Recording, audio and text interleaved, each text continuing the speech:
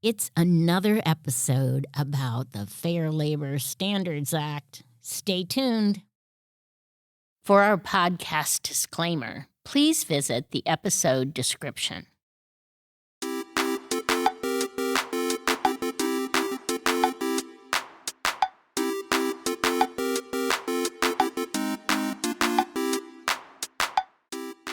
Thanks so much for listening to What the Heck is Happening in HR, and it is a moving target with that Fair Labor Standards Act. So just after we posted our podcast saying that there may be a change and trying to guess what that change might be, really trying to help HR professionals get lined up to be able to understand how to handle such a change in the Fair Labor Standards Act, they came out with the proposed rule, which of course wasn't exactly the numbers I had proposed, but it was close. So let's talk about what the proposed ruling is that's out there, and important, what isn't in this proposed ruling. So let's have a reminder here. There are two types of employees, exempt and non-exempt. Non-exempt mean they are not exempt from being paid overtime for over 40 hours in the work week. They are not exempt from receiving minimum wage for at least minimum wage for every hour worked. So being exempt means you're exempt from that. You're exempt from minimum wage and you're exempt from the overtime requirement. And so that means that you will receive a weekly salary, the same salary, and currently that is at $684 or more.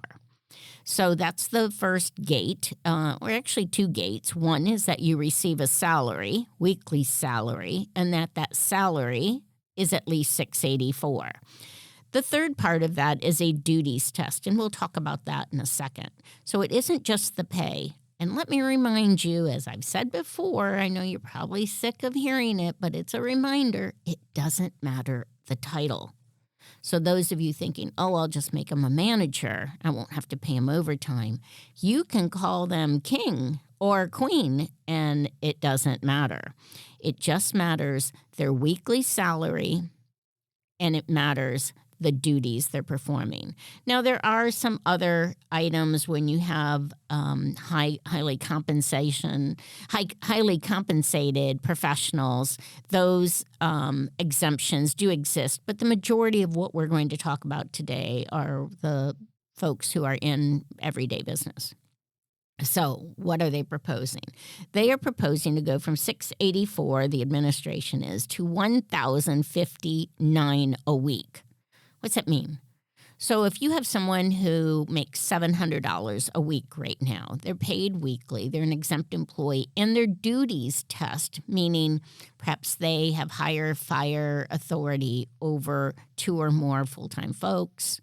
Perhaps they are making independent judgment around items of substantial items, contractual items for your business. Perhaps they are your creative person. Perhaps they are a medical review officer, and so their advanced knowledge makes it an exemption for learned professional. Those are all great, and perhaps those duties are all fine. But now they make $700, and the exemption is going to $1,059. And perhaps you say, I can't afford something of that level. I want to keep them at $700. If so, then they will become a non-exempt employee, meaning they will be paid for every hour worked over 40 at an overtime rate and never less than minimum wage. So just because the duties test passed, they no longer pass the salary test. Even if they're receiving a weekly salary, that weekly salary would need to be at least $1,059, which is about $55,000 a year. So let's talk about what isn't in there. I was surprised that they did not have a change to the exemption for administrative employees. And that isn't administrative as in administrative work. But administrative as an office support can certainly folks who are administrators or secretaries or administrative assistants, most of those folks are in the non-exempt category. But where the administrative exempt function comes in is many times in accounting, some of the legal areas, contract administrators, HR, those office support folks who make decisions, recommend policies, will help aid managers in hiring and firing decisions, will be sure discipline gets sent out as it should be for the organization. They are exercising that independent judgment of items of significance for your business. And as they do that, that allows them to be exempt employees. I'm very surprised it wasn't more defined. And it is hard, and maybe that's why it didn't come back as more defined. But I was expecting that when they came back with the change in the salary number, they would come back with a change in administrative exemption, and they have not. So what this does is also opens up overtime for a lot of groups. It also restores overtime protection for U.S. territories. So from 2004 to 2019, the Department of Labor's regulations ensured that the U.S. territories where federal minimum wage was applicable, so too was the overtime salary threshold. But the proposed rule returns to the practice because it ended in 2019 and ensures that workers in U.S. territories subject to federal minimum wage have the same overtime protections as other U.S. workers. So for those of you who have folks who are in U.S. territories, you want to be sure to keep an eye on that as well. Now, here's a little thing that's in the proposed rule that you may have missed, and that is that the rule proposes automatically updating the salary threshold every 3 years to reflect current earnings data. So by the time the rule gets passed, we're going to need to know, is that 1,059 going to be the number, or is it going to be higher because it will be adjusted? And you will need to know that in 3 years it will be adjusted. So what do we do today as HR professionals? We need to look at the people who are between $684 and let's just say $1,100. Just to be sure we've captured everybody. We want to be sure, one, that they are receiving a weekly salary, and two, that their job description is up to date, and that it is reflective of their true tasks. What are they doing? Because again, you can pay them. You might go, well, let's just move them from $684. It's still cheaper than paying overtime. We'll move them to $1,100 just to be safe, and we'll do that. But if their duties test for their job description hasn't been looked at and it doesn't pass the duties test, you've done all that for naught. So take a minute, look at those job descriptions, make sure that they're up to date, make sure that they're accurate, especially for those people between the $684 and let's just say $1,100. And that way you can start that process and be able to see where will they end up. Now, that can be some hard conversations with folks.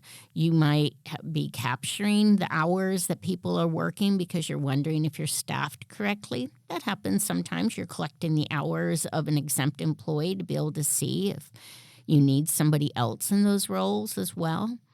And if so, you can be able to use that information to be able to see if overtime is going to be an issue, or you have a policy that simply says you won't work overtime. You leave them at the pay they're at. They become non-exempt employees.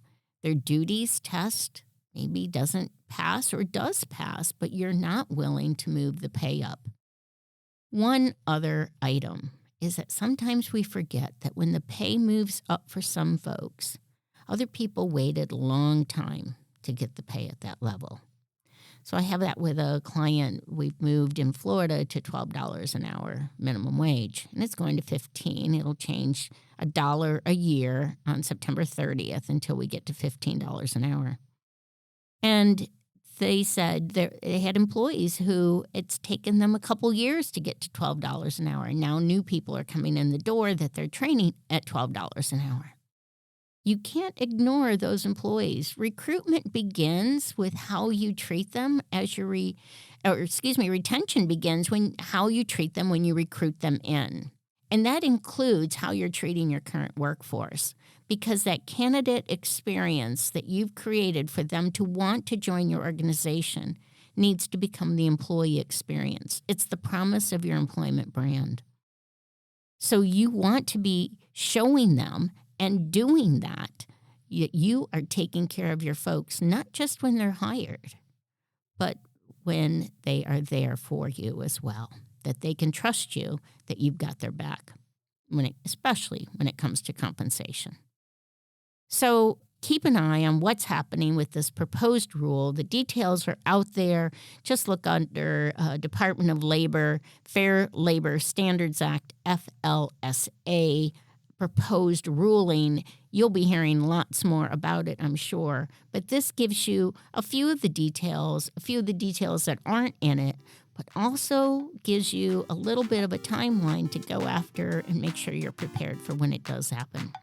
Thanks so much for listening to What the Heck is Happening in HR.